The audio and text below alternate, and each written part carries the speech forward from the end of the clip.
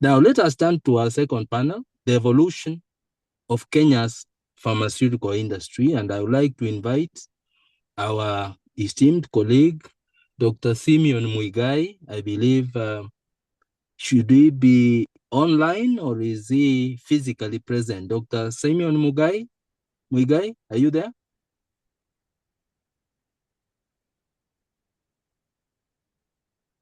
Dr. Muigai, where can I find him? Yes, I'm here. Oh, you are there. Thank you very much. Now you carry us through how pharmacists from the University of Nairobi, what they have accomplished in industry of pharmacy. All right, the floor is yours, Dr. Thank you. Thank you very much, colleague, Dr. Colleague, alumni, students, guests, and everyone who is here today.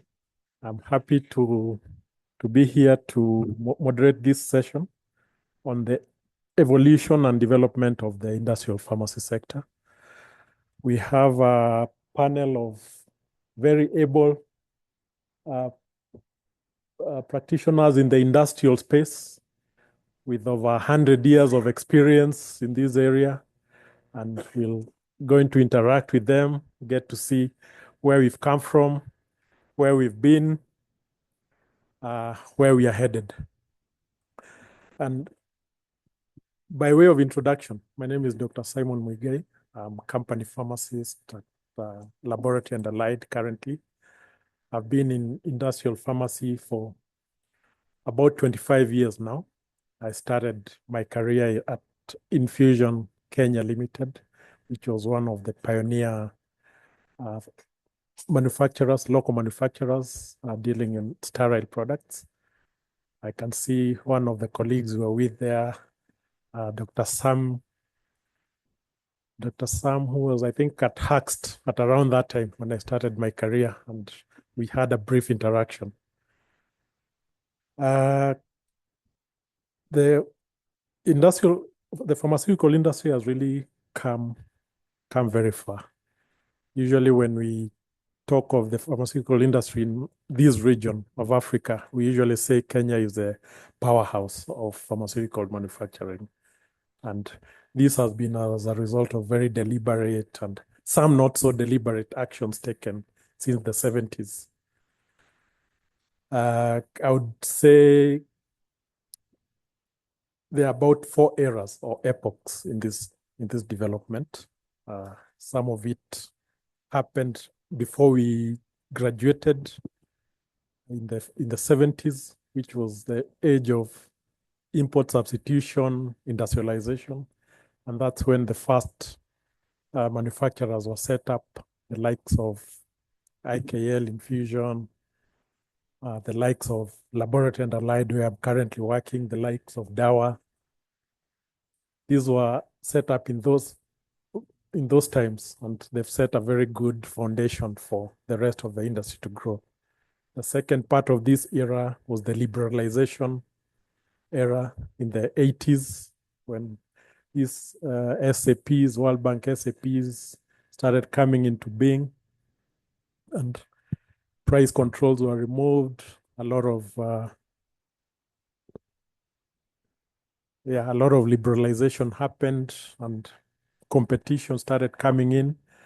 And then in the third phase, at around the millennium time, when many of because of the competition of brought about by the liberalization, a lot of multinationals had started pulling out, and we were left with many more indigenous manufacturers growing, some facing various challenges, which we'll hear about as we engage with the panelists. During the time of the HIV pandemic, the donor-driven pharmaceutical sector growth, and then post the millennium, around 2020, we've entered a different era, the post-COVID era, when there's a new push for further industrialization growth in the industry. And along this path, as you can see, it's grown in tandem with the growth of the pharmacy school of the UoN, which is a pioneer school. There have been a lot of contribution from the alumni, and we shall hear again as we engage with the panelists. So at this point, I would like to introduce our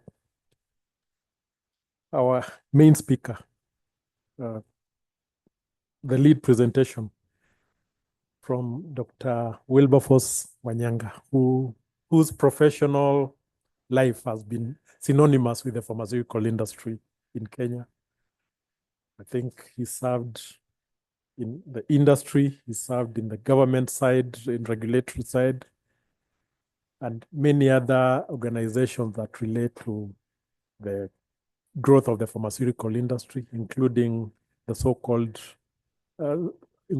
what he talked about earlier, the UNIDO GMP roadmap for Kenya. So he has a wealth of experience, which I invite him to give us an outline of, as we try to understand better where we are coming from and to better determine where the industry is headed into. So, Dr. Wanyanga, karibu.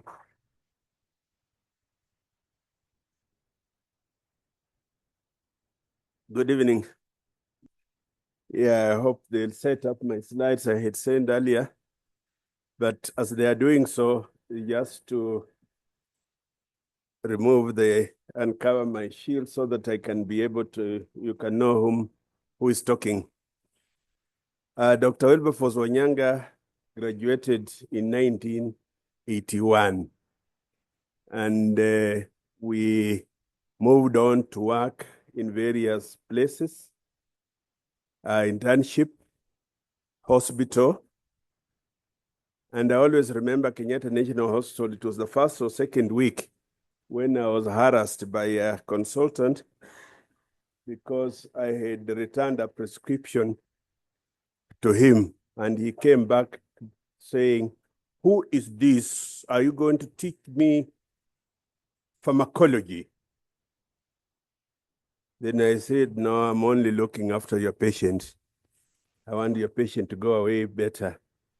And within a very short time, he went to the chief pharmacist and reported me there. And by God's luck, the former dean of the School of Pharmacy, Professor Gada, was there. So I was summoned. And when I summoned, I knew I was going in for a bashing, only to be told, "That is why we trained you. This guy should listen to you." Then on another occasion, I think it was at the Ministry of Health. I was working in the Ministry of Health, and we had a problem with one procurement issue of one of the medicines. We were getting it from, for family planning, we were getting it from one of the reputable manufacturers. And a Korean company came in and supplied at 1/3 the price. And I was summoned because the file came to me. My boss then had looked at the file and without doing anything, taken leave, abrupt leave. And the file came to my desk. So I wrote there, "rejected." So when I was summoned in the permanent secretary's office, I was told how pharmacists are killing this country. I was given a lecture for close to 1 hour. When he had finished, he asked me to speak. Then I asked him, because we were standing all along, and I asked the PS, "Can we sit before I talk?" Then somehow he agreed we sat. Then I gave him why I had rejected that equivalent of Depo-Provera, because it's poorly formulated. And what did he do? He looked at me and then I asked him one question, two questions. What if you are summoned in State House if you are summoned in State House and the president tells you that either the wives or girlfriends of the senior people are having a sore on the thigh or on the bottom, what would you do? Then he asked, what are you talking about? Then he said, that's why I rejected this medicine. It was a turning point. He asked for tea and we took tea, and I wasn't disciplined. But there are many other stories I can give you of why a pharmacist is important in these sectors.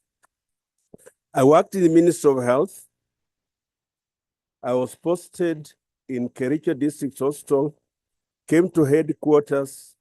I had been caused a little trouble there. I came to headquarters and they said, this guy who causes troubles can be a very good head of drug inspectorate, where I lasted for 1 week because the drug inspectors could not hear of it. But instead, it opened other doors for me because we started, I embarked on, it was then drug registration, and then we proceeded to doing, what do you call it, a GMP inspectorate, and established the GMP inspectorate at from a professional point of view at the Ministry of Health. Then I moved on to KNH, which had its share of problems. I don't want to go into there. And then later on to medical stores then. And medical stores is what told me, and what Matendijere was talking about, sometimes we have got to check whether there is still room upstairs for which you need to proceed. And I moved from medical stores to the private sector in the manufacturing. I worked shortly for a company, a House and McGeorge, which closed, then moved on to Cosmos. At Cosmos, there are quite a lot of things that we did. As a pharmacist, and at that time, we were very few pharmacists from the University of Nairobi or who are Black who are manning these sectors. But we made a significant change in, at least I know I did that because the first ARVs to be registered in this country, it was under my eye. And the first voluntary licensing, I negotiated single-handedly, and we awarded the voluntary license for manufacturing one of the ARVs. And later on, I think the light was showing that we needed to look at a few other things. Is when I joined UNIDO, United Nations Industrial Development Organization, where we ran a project that is popularly remembered for the Kenya GMP roadmap. The Kenya GMP roadmap is has been escalated in West Africa, in South Africa, actually in the continent and all over the developing world as a means, an approach to attain GMP, WHO's GMP standards. So that's about what I have done a little bit. I think the screen has disappeared when I was talking. I just wanted to show you very quickly what the history of, can you put it full screen so that, that presentation mode? No, it's not. It's just somewhere here. And you'll get it. Now,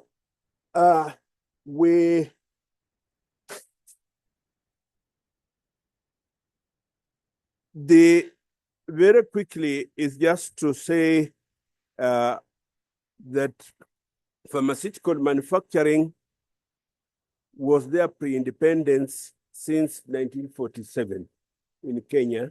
We had a company called Kenya Overseas. Then we had another one, which was Sterling Winthrop, which was started here, Barrows Welcome.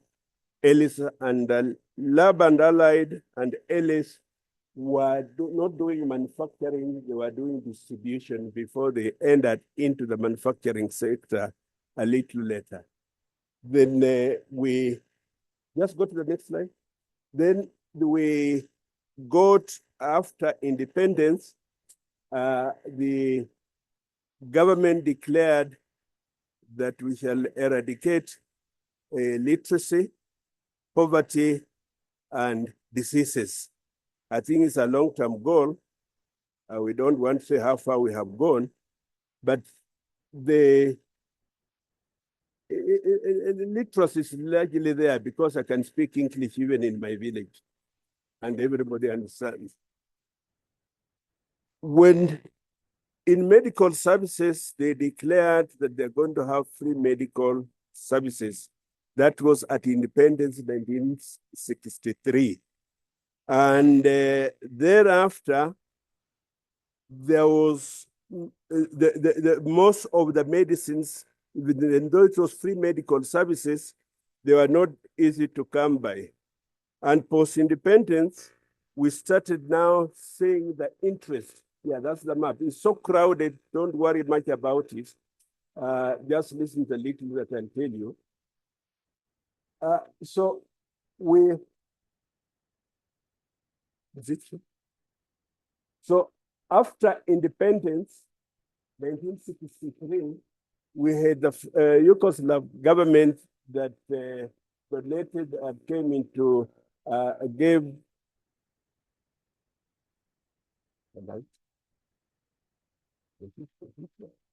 yeah. So DAWA was formed in 1974 as a partnership. Kenya government, it was a gift from the Yugoslav government to the Kenyan government.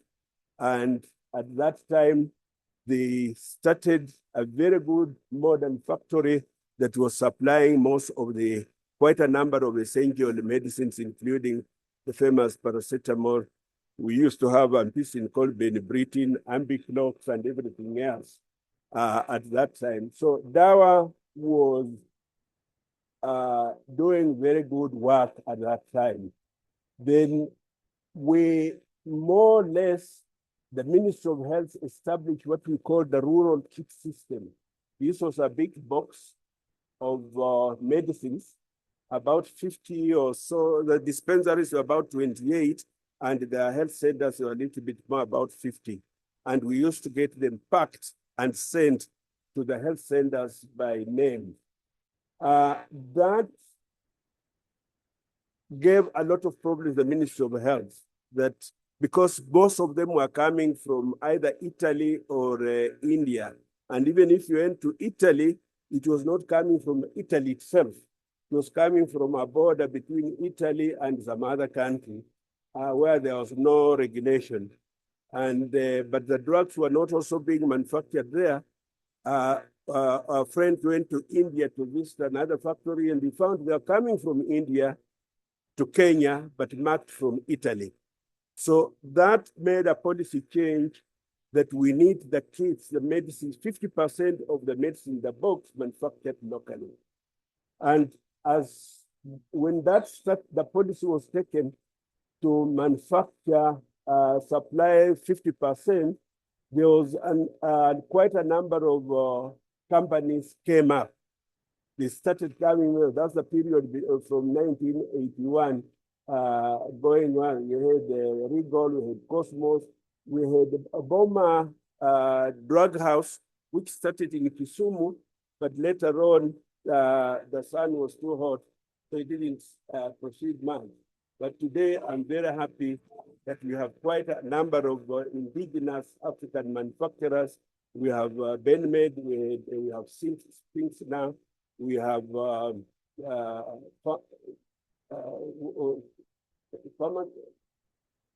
whatever it is, quite a number of them, which Stedham started that they're looking for.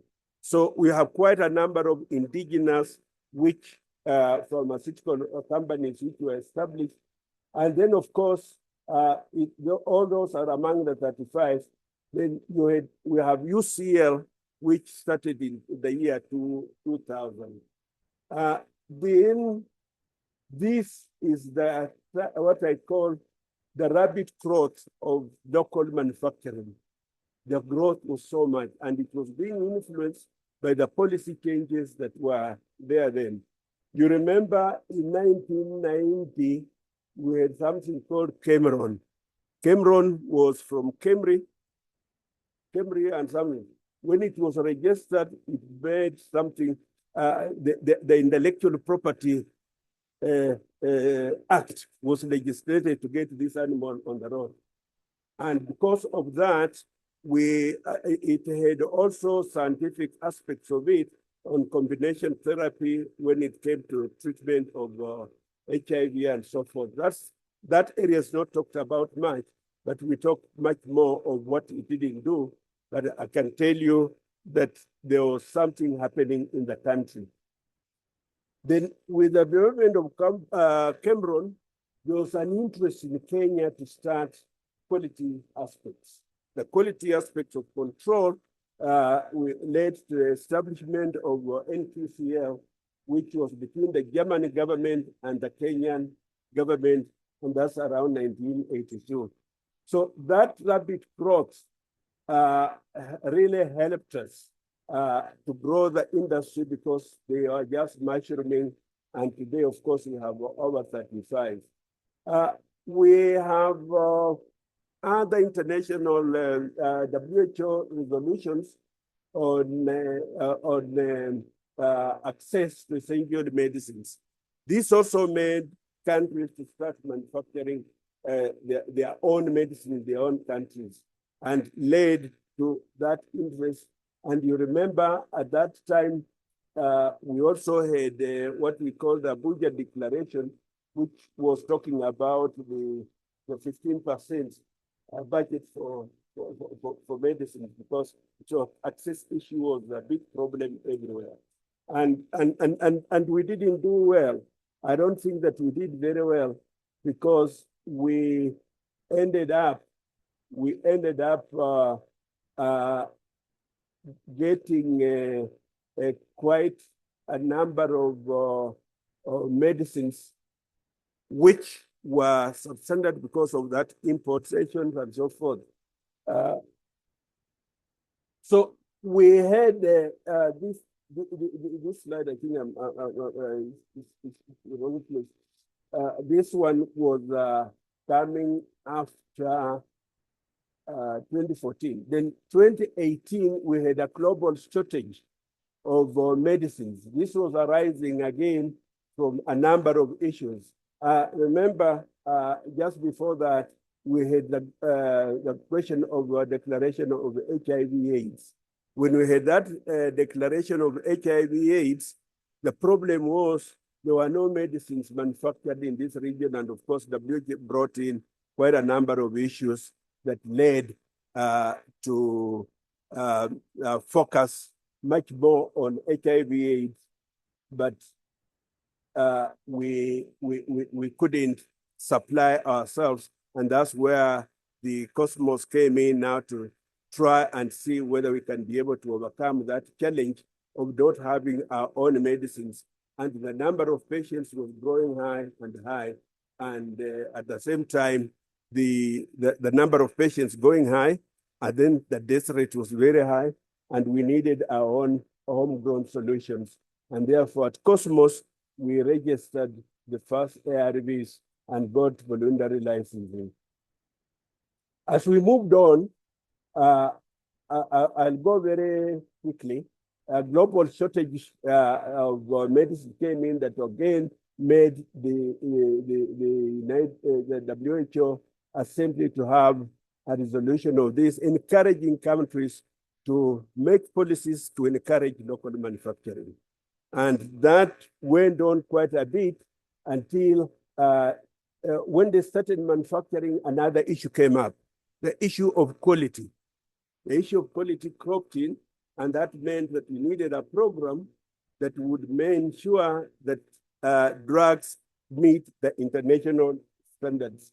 And that's when we got now the UNIDO GMP project, which we started with the GTZ PIC project, which was sponsored by the German government. And the idea was that German had looked at the whole globe and decided that there are trouble spots where anytime a disaster will happen, either from the war, from fighting, from whatever it is, a disaster is likely to happen. And then they were looking for countries which would then be safe enough to establish a company manufacturing facilities that would manufacture according to European standards. And Kenya came one of them, and we did a small project that for 5 years that led now to UNIDO to come full scale, now to launch another project that was to lead companies to attain the WHO GMP. And of course, later on, there was pre-qualification issues that came in. Good luck, we had NQCL and Universal that attained those standards. So it meant that we were able to undertake some of these things. And the good thing about this is NQCL was led by Dr. Elizabeth Ogaja at that time, who had initiated it. And I was, of course, leading the team at UNIDO, and we were trying to get the pharmacists in the pharmaceutical industry because we embarked on skill development of quite a number of manufacturing aspects. Remember, University of Nairobi was more clinical and less industrial, and we had now to bridge that gap. So in the process, Kenya National Pharmaceutical Policy was done. We, at UNIDO, we did Kenya Pharmaceutical Sector Development Strategy, which was just to amplify what was being done here. And that was basically to get us self-reliant in the pharmaceuticals. And then the famous Kenya GMP roadmap, which came in 2014, that has escalated now in all the countries. And the good thing about this, that there was a growth pattern on quality-related issues. Of course, most of the establishments, either there was a Kenyan pharmacist, because Pharmacy and Poisons Board had said, for pharmaceuticals manufacturing, you must have a locally registered pharmacist.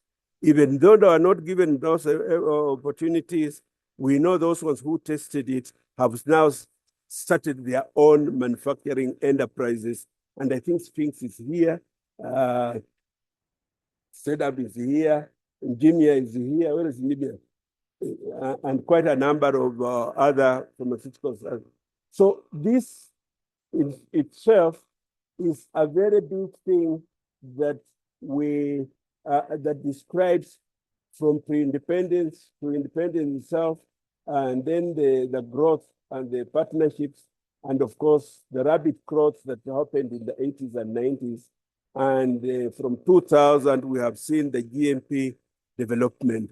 So, so I will not spend more time on this, but also to say that in 2019 and 2023, when we had the COVID pandemic, it gave us another challenge.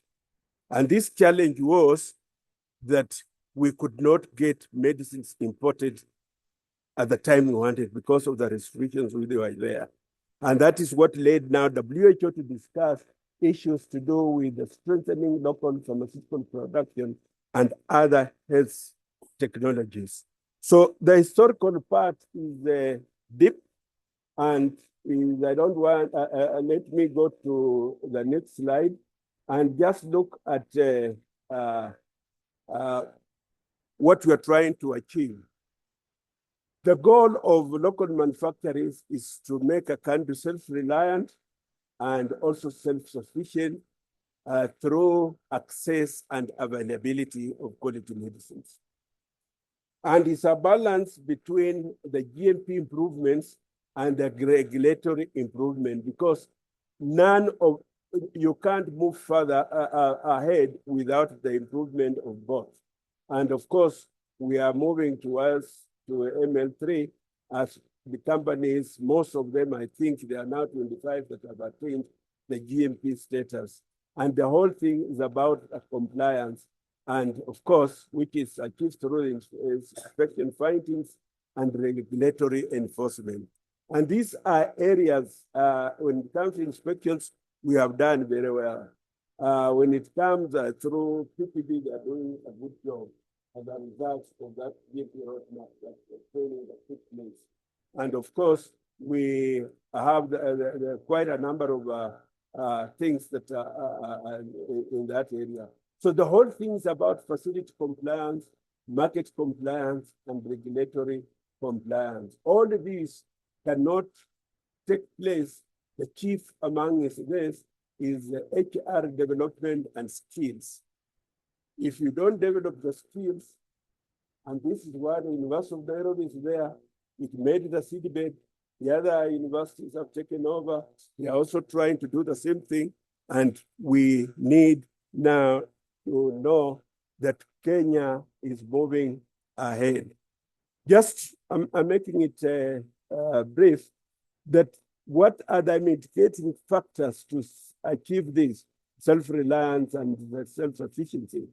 One is if we look at the inadequacies or limited resources we have seen, is policy and political will. I call it butterfly effect. Why do I call it a butterfly? A butterfly is a very beautiful animal. It goes like this, like this, like this. And that is how sometimes politics came. We come up with very beautiful policy documents, a budget declaration. We come up with sourcing 50% from the local suppliers, and then we come up with something else, and then we have the policy and the political will, but the butterfly effect makes it not implementable.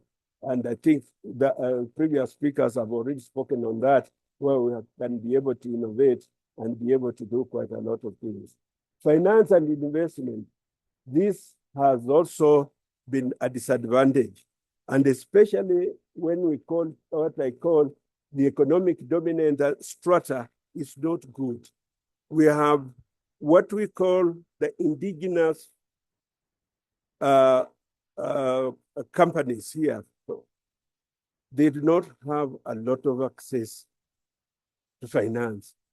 But when you look on the other side of the window, they have access to quite a lot of things. And that's why you can be able to see that we have most of our indigenous manufacturers who have started have not grown as fast as our other brothers. And this is an area that we must jealously guard and look at.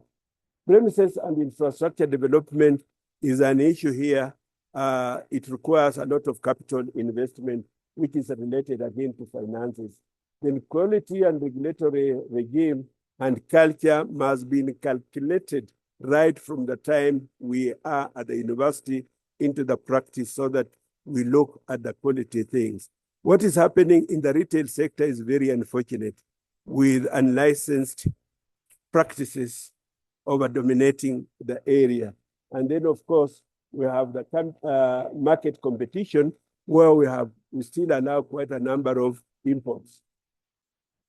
The success factors will only come on a level ground for regulators and manufacturers, stepwise and progressive quality improvements as we build a unique collaboration between the local farmer and R&D.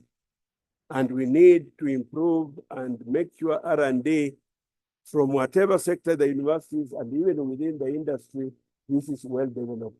Local farmer and HR development, we need that interface to be glued together so that the local farmer and the industry can be able to do things together. When we have a school like this coming up that has taken many years, we would be proud to see the local pharmaceutical industry, FKPM, have said that we are going to finish the third floor. on our own as a contribution because we're employing our people. And those ones who are doing advocacy, this is the area to move in and say, look, we have unfinished business here, and yet we are promoting the local manufacturers. Can we use your organization to look for funds to finish the is it a second or third floor? So those, then of course, the local farmer interface. That one we are not having. We are still having competition on quite a lot. We would like the ones which have done better to be taking up the ones which are growing up, and we'll find that the industry is growing faster than ever before. So as I conclude, a sustainable local pharmaceutical industry is here to stay, but it requires a mindset that is pro-local policies and regulation compliance. If we can come up with those policies, then that's fine. Pro-local financing, so that we can be able to make sure that our whether SHA is going to succeed or not, we must look at that component of universal health care, that money, that budget ends up in the local pharmaceutical industry, and that's what we will have pro-local financing. Pro-local HR. Human resource development is, you just have got to go pro-local and reduce the number of expatriate staff so that we can get the industry staff having space to go up. Pro-local procurement and distribution chain. And this is where we need now to look at that 50%, can it be better? And can we increase the number of products being done by local manufacturers? Because at the moment, it's about 25% of the essential drug list, and it can be better if they are motivated well. And of course, I've already talked about the R&D and the pro-local training and HR skill development. It's so important that we develop these skills at that level, even if it means showing you have the pharmacist who comes from the university, but you have the skills to develop. I used to have a guy in House of Majority, his name was Ruben. Ruben was a very interesting guy. That we used to do sugar coating, and sugar coating was not what we're having today.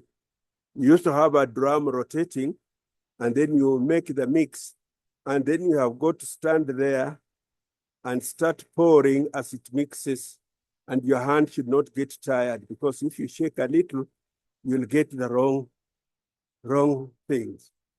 And we discovered that the batches which you are, when we analyze the batches which you are rejected, we could be able to see Ruben's role in it.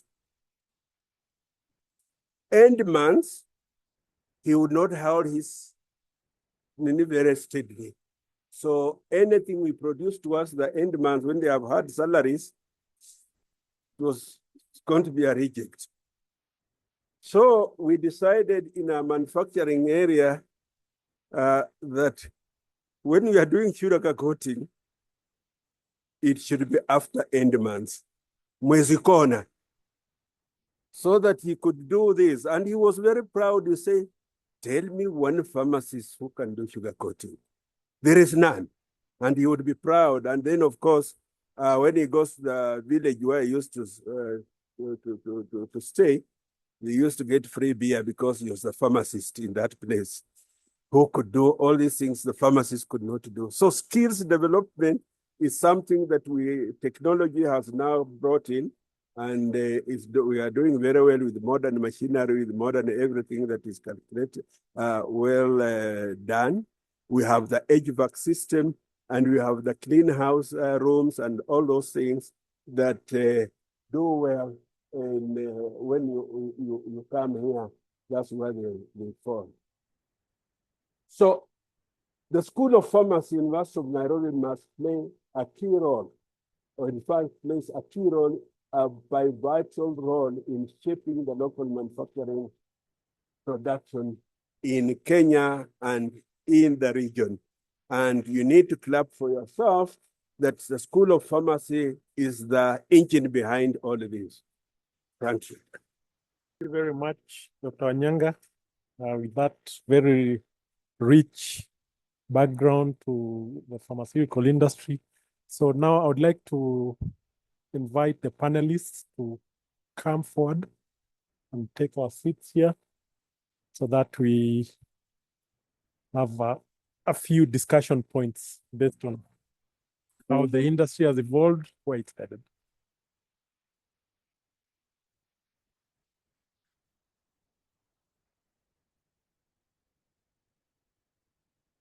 Dr. Wanyanga, Dr. Steve Twitter, Dr. Muteru, Dr. Curie, and of course, Dr. Bernard Otun.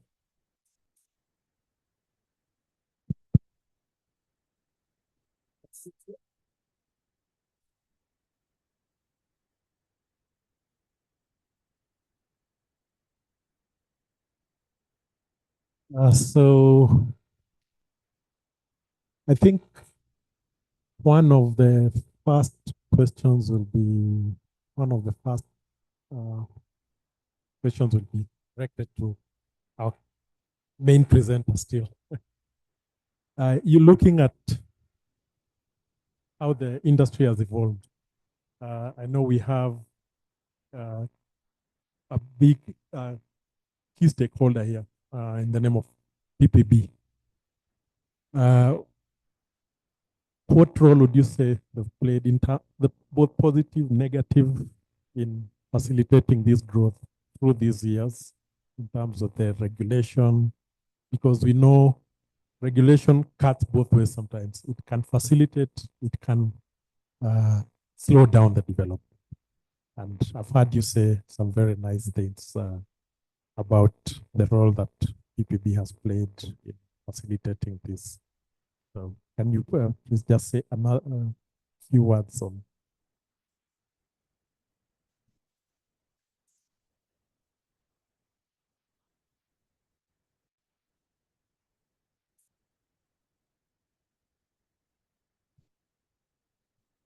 Yeah, PPB has been very instrumental in encouraging local manufacturing.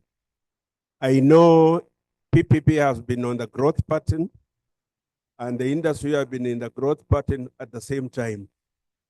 And at one time, the industry was growing faster than the regulators when we started the UNIDO project, because there was more training in the industry than it was at PPB. And at that time, we could not, the industry would not move.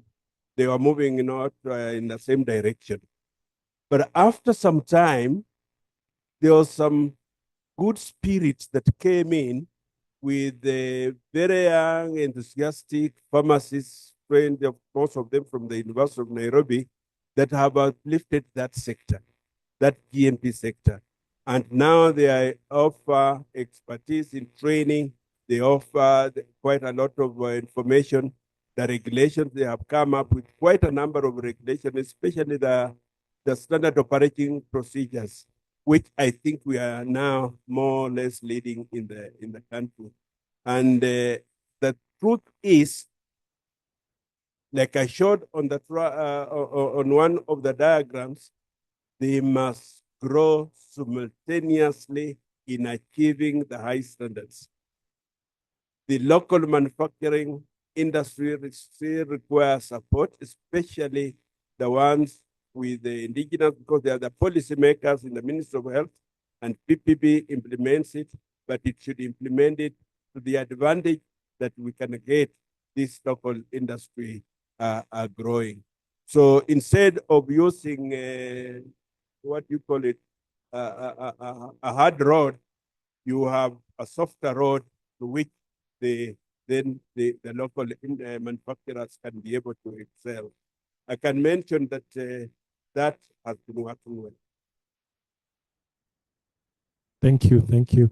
And I think being in industry myself, I've also seen some positive contributions, especially they have a department on capacity building and local industry support where some training is actually being initiated from PPB side to build capacity in key areas of like quality assurance, especially. But when you talk of the current ML3 program, where we are moving towards a more stringent regulatory system, what do you foresee as the impact that will be on the industry, both in terms of operational aspects, exports, market, opening up markets? To achieve ML3, PPP will do a little bit more. To do a lot more will give advantage to local manufacturing.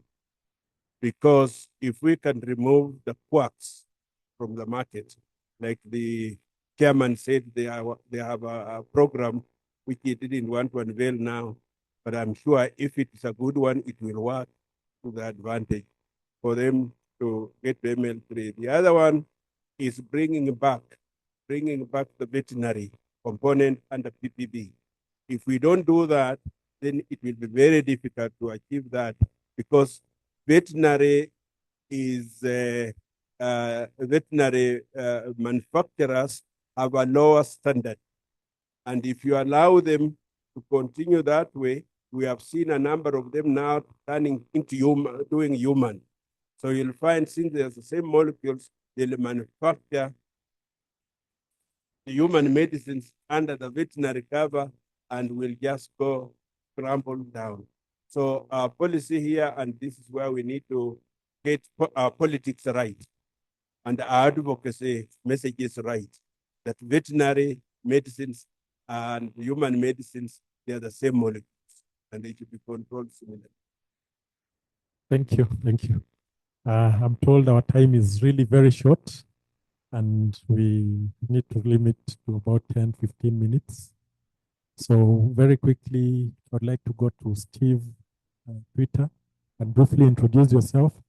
And my question to you would be, since I know you've been both in the industry and the academia space, what do you think should be done to align better the educational system, the training for pharmacists with the needs of the industry that you've seen firsthand? Thank you very much. I start with a short introduction.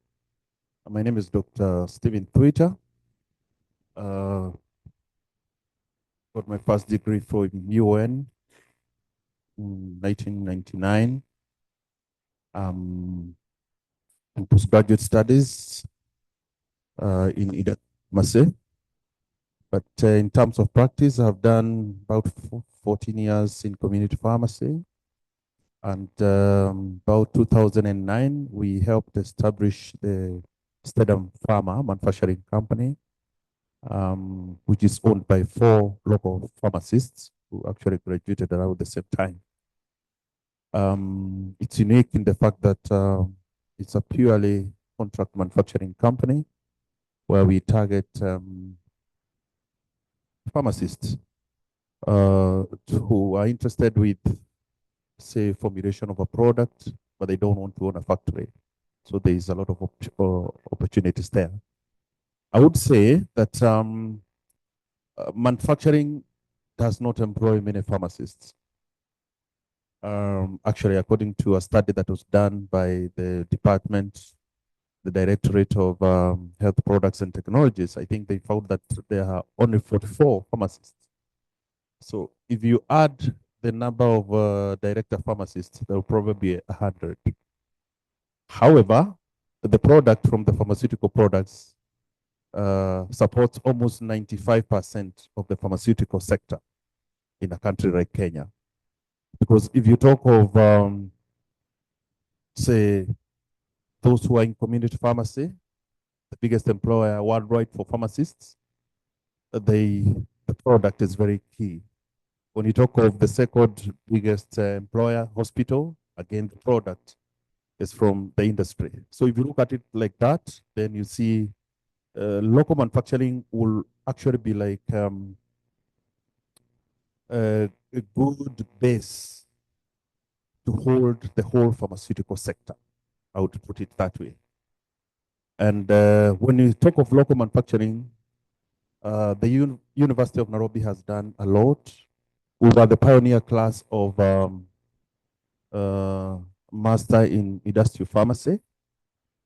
And of course, having been in the manufacturing space, you could actually know that there's a lot of skill gap that the university helped to really bring together. Most of the things that Dr. Wanyanga is talking about, skills, GMP, they were a nightmare, I would want to say that. But now with the introduction of this course, there came a lot of literacy in terms of GMP, the SOPs, the documentation, validation of processes, stability testing, all those things. And I would say that we need more skills if we want to grow our local manufacturing. And because local manufacturing is not just for us, it also has issues to do with national security. We already saw what happened with COVID, with the vaccine nationalities, countries refusing to allow drugs to go out of their countries, you know, all those areas. Thank you.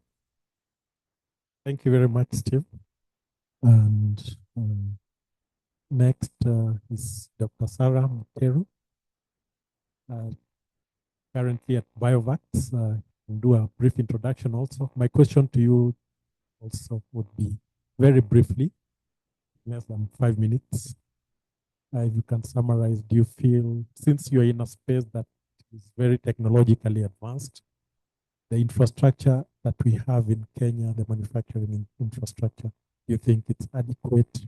What are the challenges going forward? What needs to be done to ensure that a project like Biovax is smoothly executed and we become a leader in Africa, not just in the region?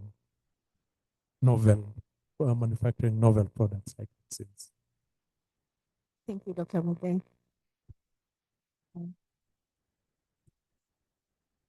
Good evening, colleagues and esteemed senior lecturers, my mentors.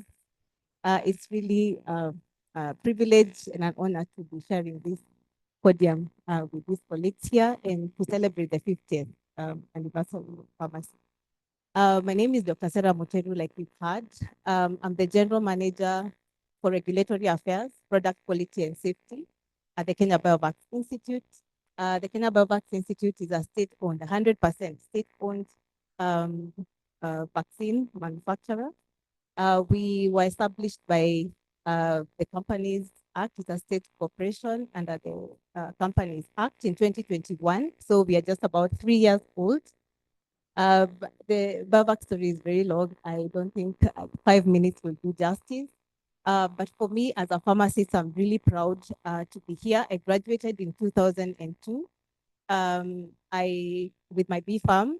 Then I went back to do medical microbiology at the University of Nairobi. Just like Dr. Wesangula has mentioned, it was one of those courses that we were told they are not for pharmacists, but actually it has become very applicable even in my role now at the Kenya Biovax.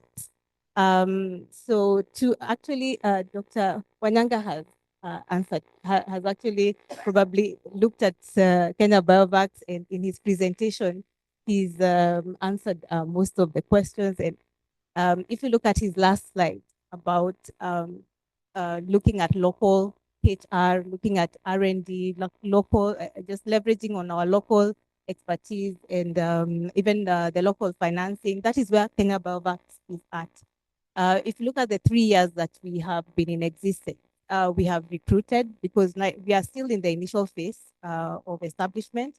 So in terms of infrastructure, we have used government financing to do what we are calling the enabling works, which is actually just transforming the brownfields that was handed over to us by the government of Kenya and now translating that into a facility that can be able to receive the production lines, which are yet to come in.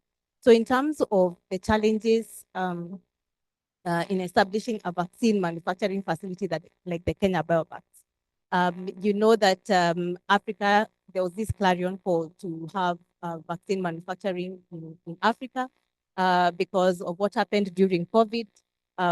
Health security and sovereignty was exposed, actually. You could see that we were very vulnerable. We were pushed to the back of the queue because we did not have the vaccine. Even when the rest of the world had the vaccine, we had to wait until the rest of the world had its fill.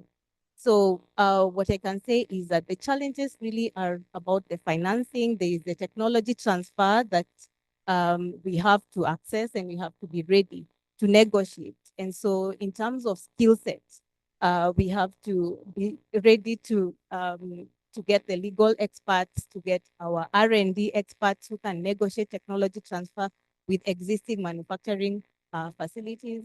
And then in terms of the advanced technologies, or what we call the smart technologies, because the Kenya Biovac currently is a fill and finish facility, the one that we are working on, and we've taken the approach of the reverse integration, but eventually we will need to manufacture end to end and come up with our own drug substance. And so the smart technologies that are available around the world are what we are also looking at. We know about the Internet of Things. We want to improve on efficiency in terms of even QC using AI for efficiency. We cannot be left behind. So the team that we have on board, like Dr. Wanyanga has mentioned, they are homegrown, they are pharmacists. Our current CEO was actually the acting CEO. She's the one who did the feasibility study together with a team in Cambridge. So they have worked very hard, and they are pharmacists, alumni of UoN. The first acting CEO, Dr. Rabera Kenyanya, also was is an alumni of University of Nairobi, together with the other teams. So we are 4 pharmacists, all University of Nairobi alumni, and we are working very hard to see what's happening around the world. Just to echo what the other speakers have mentioned, we have to learn, we have to see what is happening out there. You have to show up. Don't wait to be given something. You have to be proactive. We had to learn about vaccine manufacturing. Yes, it wasn't new because we learned this in theory, but we are trying to catch up with other manufacturers that have been doing this for about 100 years. And if we are not careful, we will, in the next pandemic again, we'll find ourselves there. So I don't know whether Dr. have answered your question, but the challenges really are about upskilling, just attracting the right skill set, because vaccine manufacturing is new. Financing is another. And then, of course, we are looking at, as part of our mandate, actually, is to leverage on existing R&D institutions, including universities, so that we can actually get the technology out, or the outputs from research, and commercialize them as an institution. I know 5 minutes. Thank you. Thank you, Sarah. I think due to the time restrictions, we just touched on the subjects, but I think all of us have been challenged to think wider. The capabilities are there, and there's a lot more we can do than just what we've traditionally done in industry. So Dr. Julius Curie, also a brief introduction. My question to you would be to just mention something or two. I know you've also been in industry and in academia. The challenges in the areas of especially equipment, materials, excipients, APIs. What's your take on this? Are they limiting factors? Do you think the local industrial setup can be further enhanced if we focus more on creating an enabling environment for this in terms of availability of materials and equipment, enhance the growth of industry? All right. Thank you very much, Dr. Muigai, and thank you all for organizing this symposium. I'm very grateful. My name is Dr. Julius Curie, lecturer in pharmaceutics at Jomo Kenyatta University. Alumni, Nairobi University, BFAM 1999. I'm very grateful to see my Dean, Professor Gwantai, Professor Okalebo, Dr. Eric, who Gwantai taught me in postgraduate, and my classmates, Dr. Gidenji, Dr. Thuita, Dr. Mkoko. I think it's quite a big group we have here. We are very grateful for the organization that you have done. Thank you for that question about the role of raw materials and excipients and such for in the manufacturing industry. I think we are moving on well. Although in Kenya we don't do much of the APIs, mostly it's imported, but I think that is a direction quite a number of people are taking. We have had, I think, Dr. Arithi for the longest time. He has been doing the raw materials for the local industries. He has been there for the longest, and we have seen him grow and develop. And I think that is a direction that we need to take, that we do our own local production or provision of raw materials, because as you can see now, I think in the proposed next budget, the VAT exemption is being removed from raw materials. So it's likely to impact the cost of pharmaceutical products if it is passed the way it is. So our product, we need to think hard of how we can get our own materials and all the other components, which having worked with quite a number of local manufacturers, not really interacting with them, we've had and we hear of their issues, that limitations, which I think we need to work a lot more and go ahead and try to be like advocacy, so that we can have proper laws, and so that the cost of pharmaceutical products don't shoot through the roof. I was impressed with Dr. Wanyanga when he talked about 1981, that there was a policy to get 50% of our local products, of our pharmaceuticals being done locally. Apparently, we have the same that is ongoing, which was issued in 2023, and the Directorate of Health Products and Technology, Dr. Menge, they have been working and involving us as stakeholders to get that done by 2026. It seems that we have something that is on our laps. Finally, so I think that is the way. Finally, I would like to advise the students. I'm very passionate about the students. When I see you, I see the future of pharmacy. One thing I would like to advise you, students or the ones who have just completed, is to be focused. There are very many areas in the field of pharmacy which you need to identify what you are strong in. Focus early, because in when you have a lot of choices, you might spend a lot of time before you can decide and get strength in or expertise in a particular area. Some of us danced around all the areas in pharmacy for more than 10 years before we decided we could say what we were good at. It can be very confusing. So it's better to focus, see what you need to do. I was very happy to see Professor Kokwaro here. He's the one who inspired me in pharmaceutics. I liked the way he was teaching pharmaceutics. I liked it. But kaenda kuzunguka everywhere else, retail, distribution, everything. I found I was very bad at it. So eventually I went back to pharmaceutics, Kasoma, and I went back to class, and that is what I'm enjoying. Take your time, focus on the goal in the field that you want, and you'll have your time. Thank you very much for your time. Thank you. Thank you, Julius. Our next panelist, Dr. Bernard Otundo, someone with a lot of experience, both in supply chain, having been in Omaira Pharmaceuticals, then again, I think, would you call it backward integrating into things, into manufacturing? I think we can learn a lot from him, from his experiences. And what I would like to ask him, okay, of course, do a brief introduction on your journey into manufacturing. As one of the indigenous manufacturers, because looking at manufacturers, we have three categories. We have the multinationals, came from abroad. We have the Kenyans who are like second generation Kenyans from the Asian subcontinent. And then we have the indigenous manufacturers. Dr. Tundo here is one of the trailblazers in that area. Do you think, due to our limited networks here as indigenous Kenyans, there are challenges that we need to overcome compared to these other two categories? Because their linkages, I would say, are international. So they're able to get a lot of technology transfer, a lot of other advantages by being linked to the overseas.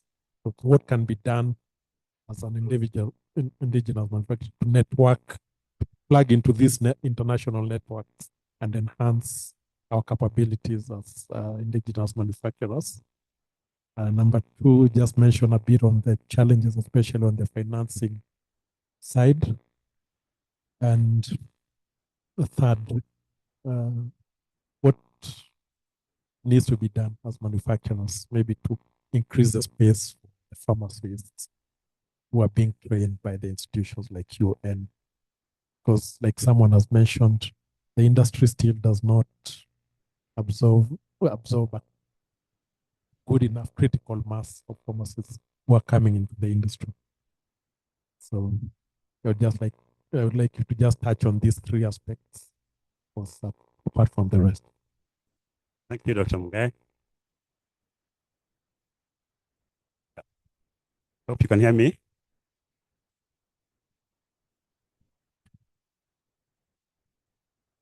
And, my name is Dr. Bernard Okundo.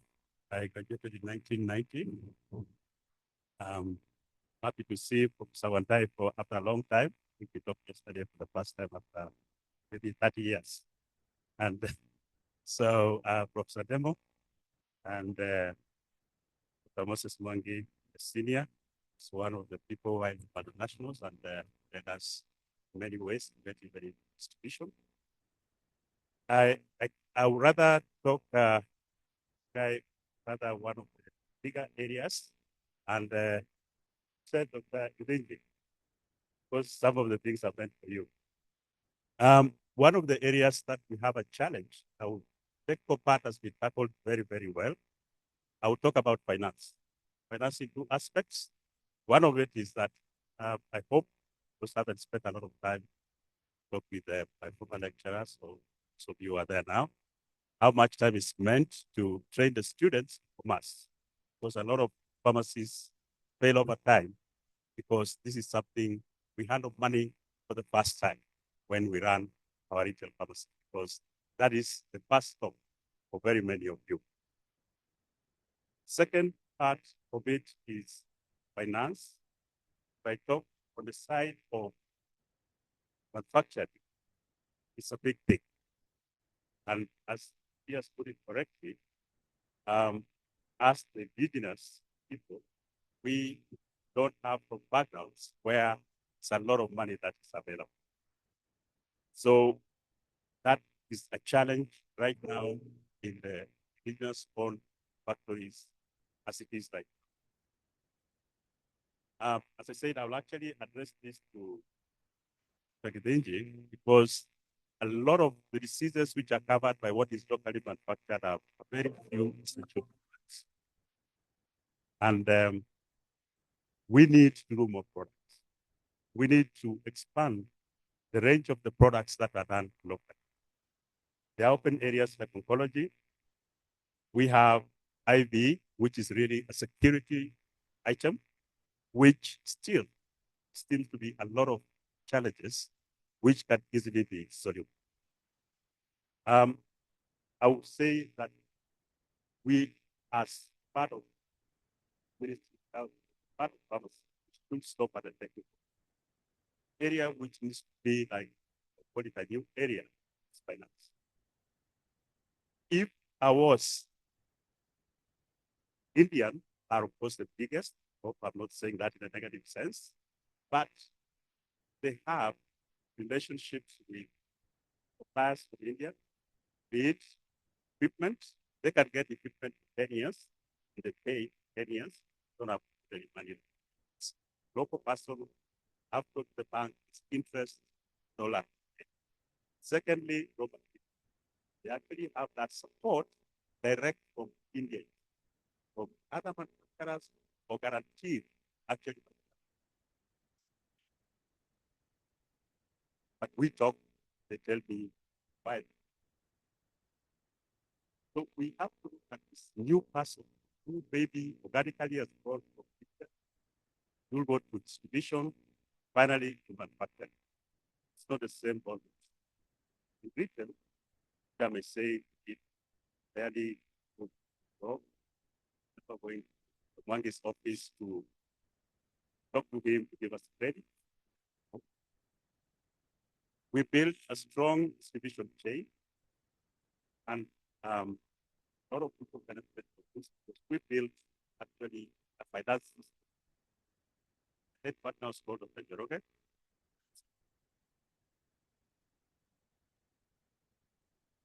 And we built that credit system, which is what we put at the title, where right? It's slightly behind, yes.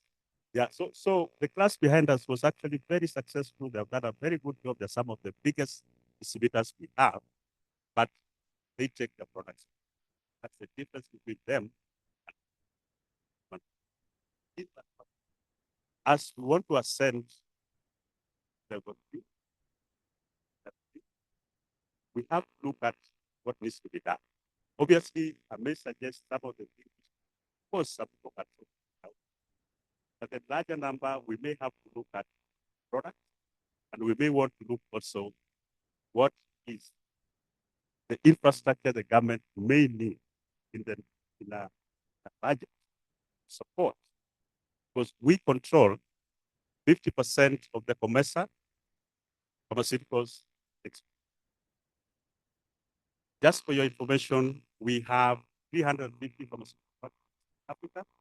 Population is 1.4 billion. India has 10,000. India does basically generics. You hardly find them in R&D, but now a lot of these companies are really grown and they are moving to the next step.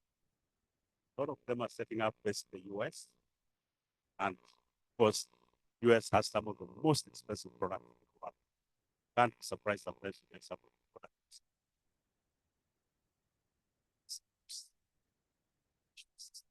Very strong. So I want us to also look at, as we work through, as we want to move to the next step. This is one of the areas the Black population hasn't moved to. And I would really encourage that since we are having such a big area here, from 350 pharmaceutical factories to 10,000, same population, it's a very big area in manufacturing. Whether you come in, especially the students who want to come in at quality assurance, I would still encourage a lot of you to get into quality control and production, because you tend to find that a lot of people are not. It's not that we don't want to employ you. Don't limit yourself. Like I've seen some of them. They are very, very impressive what people have been able to do over time. And as we know, I don't know whether it was primary school or secondary school, necessity is the mother of invention. That's what Plato said many, many years. I would love us to look at manufacturing as a group of here. Many, many places want to go and open. And again, Dr. Gidinji, I don't know what we have to do about that. What is the future for the retail pharmacy? Pharmacists want to stay there. But I think your calling is higher because the gap at the higher level. We will want also, as I said, as much as I mentioned, government, pharmacists to think about putting funds together and setting up some of the partners. That is for me the future. I look at Equity Bank, every time I use it as an example. There were many banks at that time. Many of the banks, especially in the rural areas, they came in, and you know now where they are. Pharmacists have to take this as one of the challenges going forward. Thank you.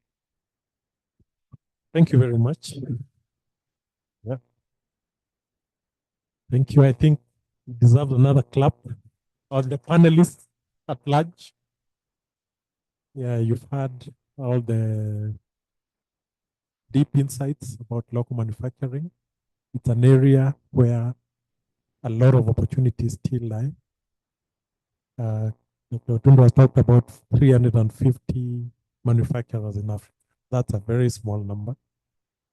In Kenya, I think we are talking about 30 something, less than 40. So we are just scratching the surface. Future, as we've seen from pre-independence up to now, between now and say another 2075, which will be close to 100 years, we have a big challenge on our hands as pharmacists and as the pioneering school of pharmacy.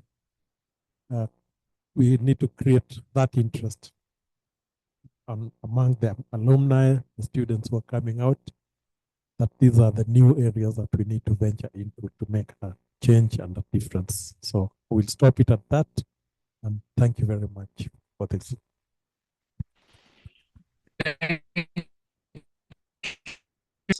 Well, what we can say now, panelists, for at this point in time, and may not spend so much time trying to go over what each of them has said, but suffices to say that it has really been a very rich, thoughtful, and forward-looking discussion that we have had from each of the panelists. As we reflect on today's insights, one thing is very clear: the journey of the University of Nairobi trained pharmacists is far from over. If it is anything to go by, the next 50 years will demand an even greater sort of action from us, stronger leadership, and even deeper innovation.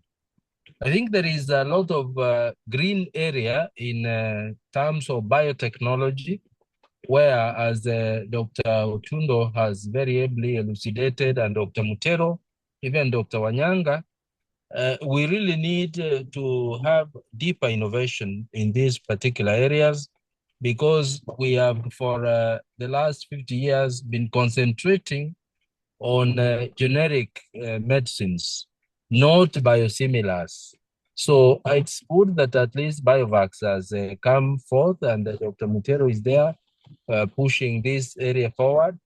And with the kind of insights that Dr. Tumudo has given, we will definitely be motivated to think afresh outside the box.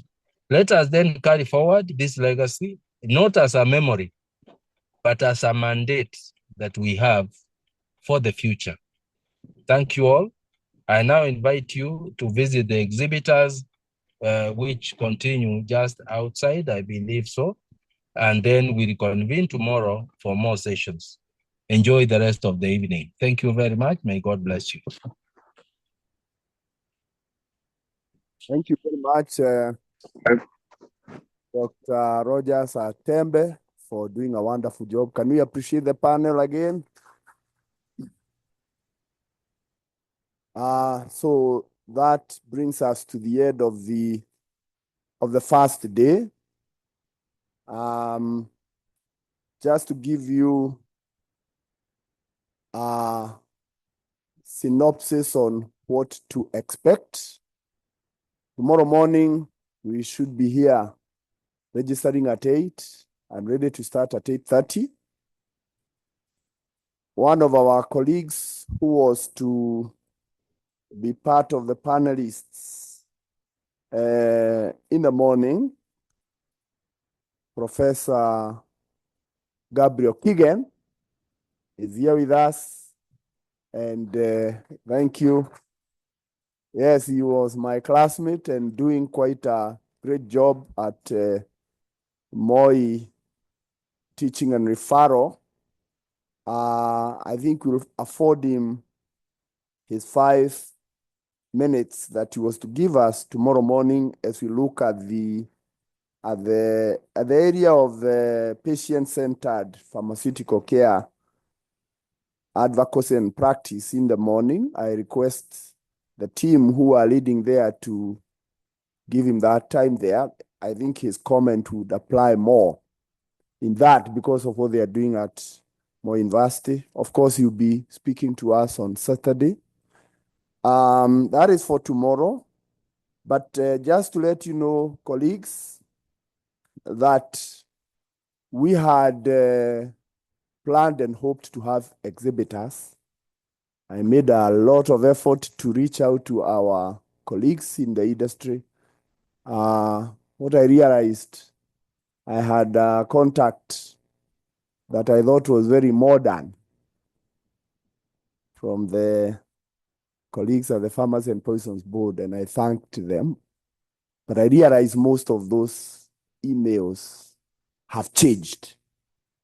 So while I sent and I was waiting, then we began following, and we began to be told, that email. And I went to and I realized most of those emails went to trust. So, but we have exhibition. Our colleague, Dr. Kathy Otieno, has been gracious. Tomorrow, I know you have another 2 members, colleagues. I think it would be good. We encourage our colleague, when we leave here, please visit the exhibition. The only value that an exhibitor gets is when they get visitors. And because it is outside, it's not right where we are walking, I request that we make a deliberate effort. We pass through there so that you can also see what we had prepared.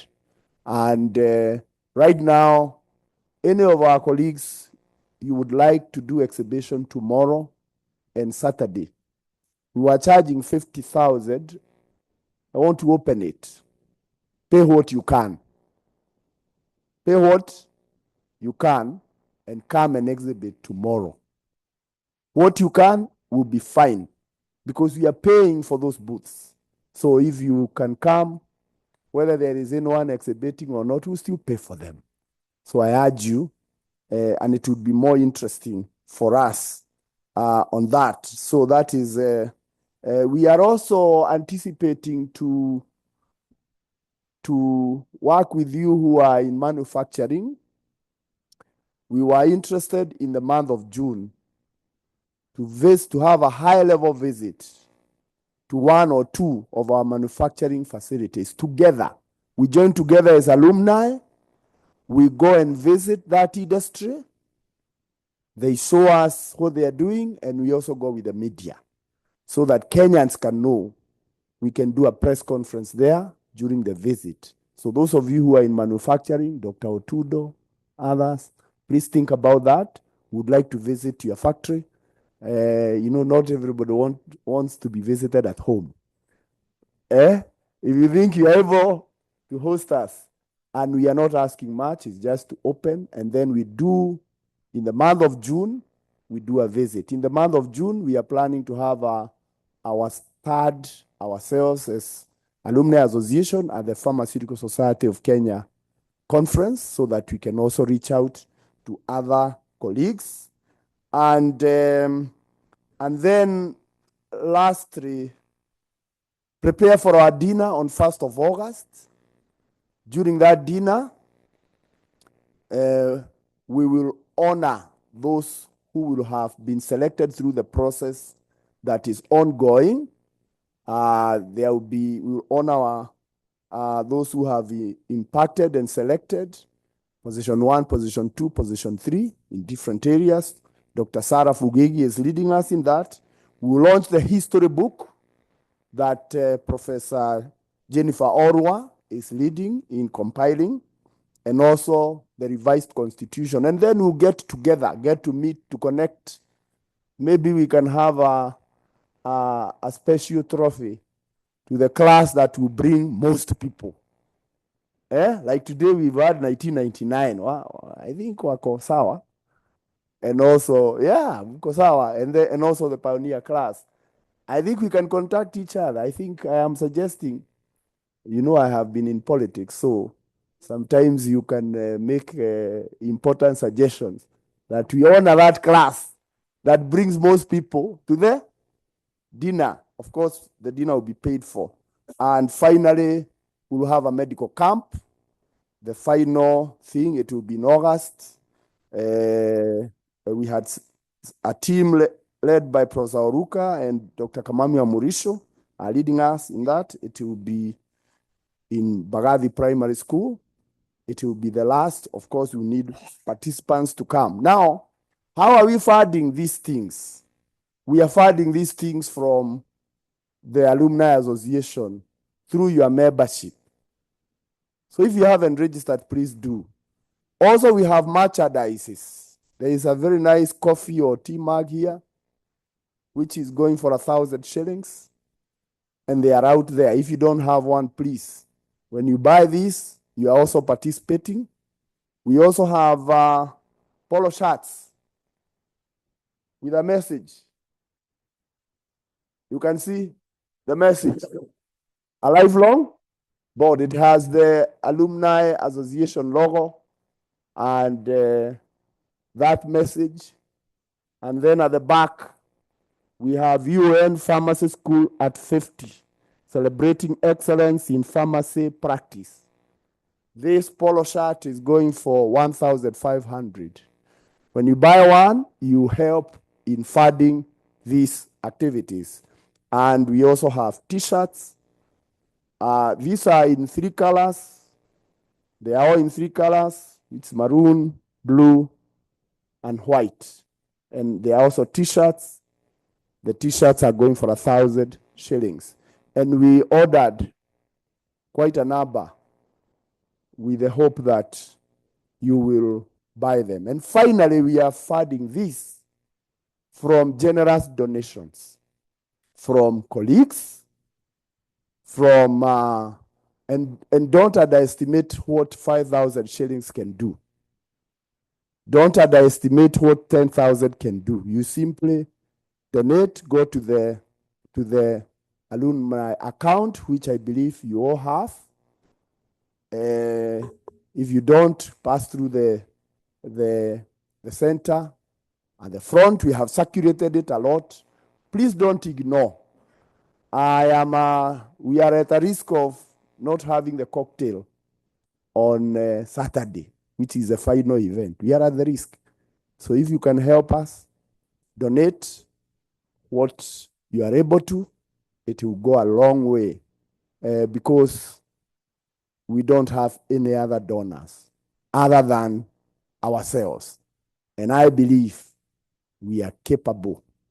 The conversation that was going on here, if you are generous enough, we might be able to have a 1-hour conversation in a national media with the different groups. 1 hour can be organized well so that we also now can talk also to the world. There are many people who would like to do pharmacy, but they don't know the kind of things that these our colleagues who are in year 5, you are great beneficiaries, more than we were, and would like more to know.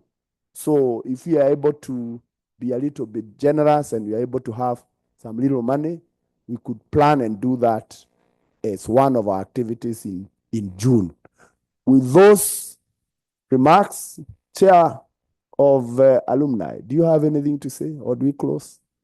Professor Gwantai, let's clap her as she comes. And I must come over. When you reach, I'll just exit. I must appreciate the School of Pharmacy, the leadership there. I must really appreciate. You notice the hall is decorated. We didn't even plan for that.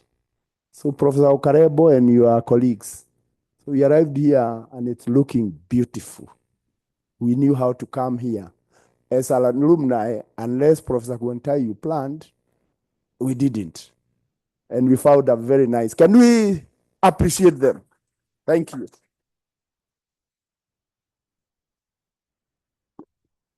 Yeah, thank you. Thank you, our chair of the Planning and Logistics Committee.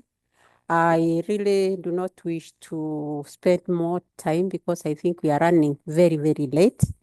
But the good news is that at least we have been able to accomplish what was set for today, so that we are not going to have any carryover tomorrow. Okay, so tomorrow we shall be starting afresh, as specified in the program. My appeal is that tomorrow, let's all be here very early in the morning so that we don't start late like we did today.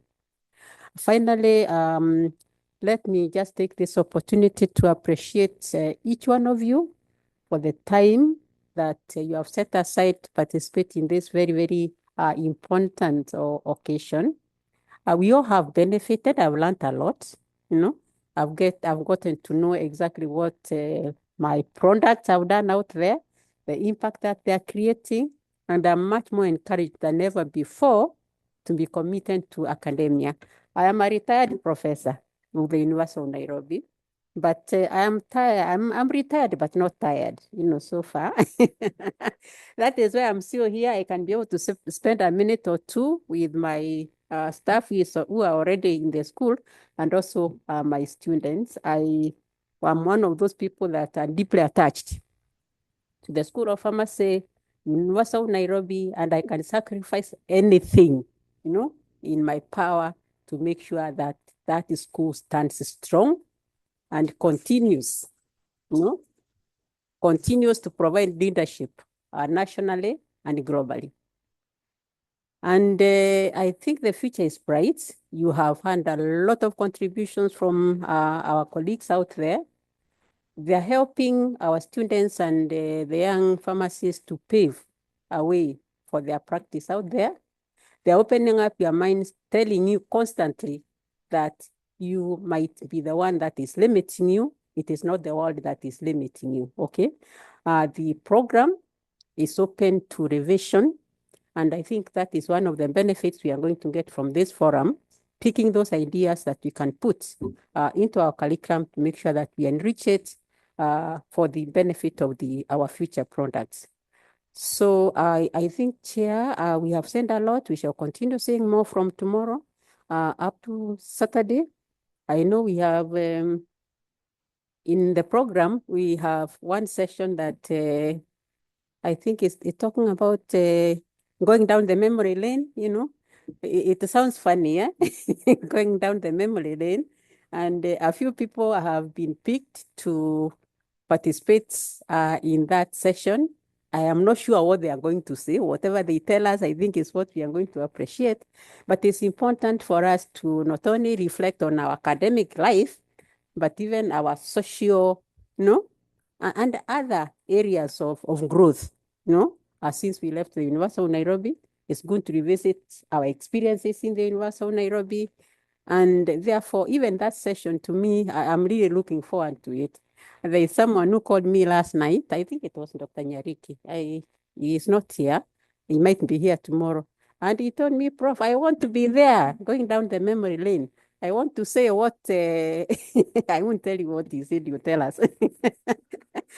But I think it will be a very good session for us to listen to. So I think let me say thank you very much. I look forward to seeing you tomorrow. I wish all of us can be available to be here tomorrow. All of us. For me, I'll be here, okay? I've set those 3 days not to be here and make sure that this exercise is completed successfully. We have taken a long time to prepare that program, okay? We have taken a lot of time to identify those persons that are listed there. And there's always a good reason as to why you are picked to be there, okay? So whether Professor Guantai has called you and urged you to come here or not, if you find your name in that program, okay, take the initiative to be here. Take the initiative to be here, which means that your name being included in that program is a sign of recognition, you know, of your contribution and impact, you know? Recognition by your alumni and your peers as a person that can actually say something that will enrich them and will help them in their daily lives. So colleagues, let me see you tomorrow. Thank you very much. It has been a beautiful day. Can we clap for ourselves? Yeah. Maybe be up and studying. We close with a word of prayer, the way we started.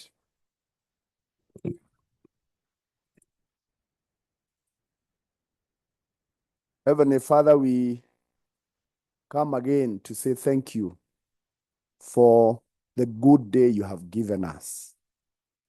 We plan, but only you makes the plans work. We thought about people who would come and make presentations, and they came and they had prepared. You also gave us people to come and be here and others to follow online. We can't thank you enough. As we depart, may you go with us where we are going, and may you, even through this day, those who are not able to come, when they see what happened, may you put it in them that they will join us tomorrow. And all this is to your glory. In Jesus' name we pray. Amen. Good evening.